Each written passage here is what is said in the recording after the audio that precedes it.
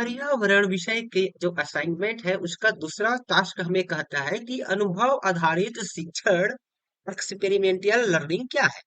पर्यावरण विषय के किसी एक पाठ के लिए अनुभव आधारित गतिविधि का उदाहरण दीजिए। यहाँ पे देखिए आपको क्लू भी दिया गया है उदाहरण के लिए कि पौधों का अवलोकन और उनके भागों की पहचान। तो चलिए आपको आगे वीडियो में प्रोसेस बता रहे हैं किस प्रकार से आप अपना असाइनमेंट कंप्लीट कर पाएंगे। यह एक डेमो वीडियो है जिसके द्वारा आप आसानी से समय सीमा पे अपने असाइनमेंट कंप्लीट कर पाएंगे। तो जैसा कि आपके सामने स्क्रीन पर दिखाई पड़ रहा है, यहाँ पे देखिए हमारा जो प्रश्न दो है पर्यावरण का, टास्क टू है, वह कहता है कि अनुभव आधारित शिक्षण यानी कि एक्सपीरियंशियल लर्निंग क्या है।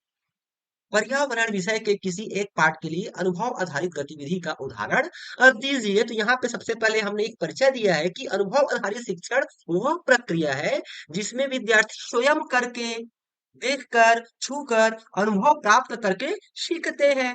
इसमें शिक्षक मार्गदर्शक की भूमिका निभाता है और विद्यार्थी सक्रिय भागीदार होता है। यह शिक्षा को रोचक, व्यवहारिक, स्थायी और जीवन उपयोगी बनाती है।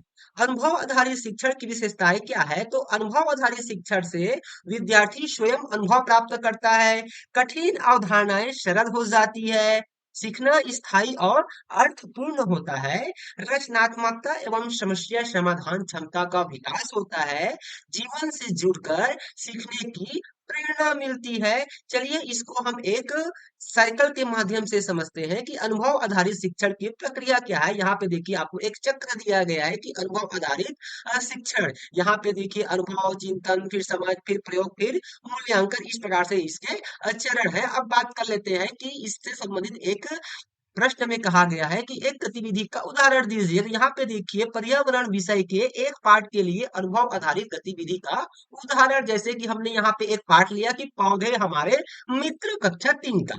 इसका उद्देश्य क्या है कि विद्यार्थियों को पौधों के प्रकार, उनके भागों, उपयोग तथा महत्व का अनुभव द्वारा ज्ञान देना। तो गतिविधि का नाम क्या हो जाएगा कि पौधों का अवलोकन एवं अध्ययन।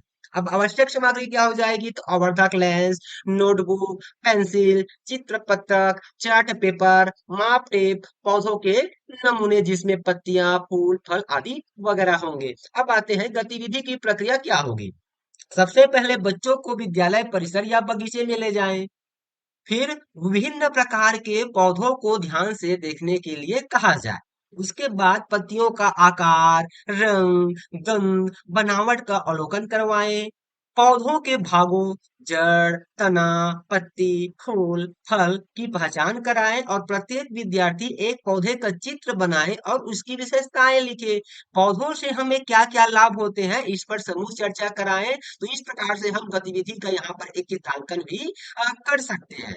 अब इससे देखते हैं कि अनुभव आधारित शिक्षण के लाभ क्या है। तो विद्यार्थियों की सक्रिय भागीदारी होती है, अवधारणाएं स्पष्ट और गहराई से समझ में आती है, आत्मविश्वास, सहयोग एवं जिम्मेदारी की भावना बढ़ती है, सीखना जीवन उपयोगी बनता है, रुचि, जिज्ञासा और रचनात्मकता का विकास होता है।